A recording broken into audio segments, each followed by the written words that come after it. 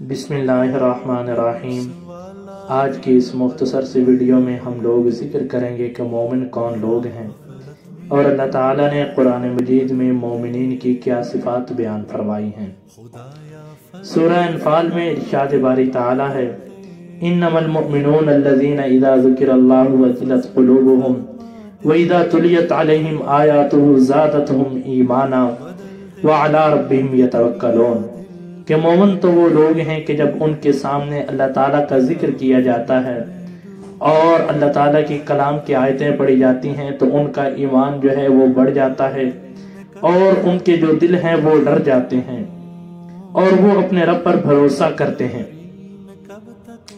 آگے اللہ تعالیٰ نے ایک دو اور نشانیاں بیان فرمائی ہیں کہ الذین یقیمون الصلاۃ ومما رزقناہم ینفقون، کہ وہ لوگ نماز قائم کرتے ہیں اور جو ہم نے انہیں دیا اس میں سے اللہ کی راہ میں خرچ کرتے ہیں۔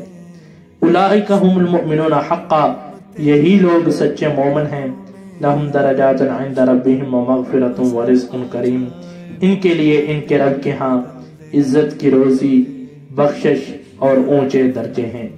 تو کیا جب اللہ تعالیٰ کا ذکر کیا جاتا ہے اگر تو ہمارا دل ڈر جاتا ہے اور ہمارا ایمان بڑھ جاتا ہے تو سمجھے ہم کامل مومن ہیں، لیکن اگر ایسا نہیں ہے تو سمجھیں کہ ہمارا ایمان کمزور ہے اور اسے مکمل کرنے کی ضرورت ہے۔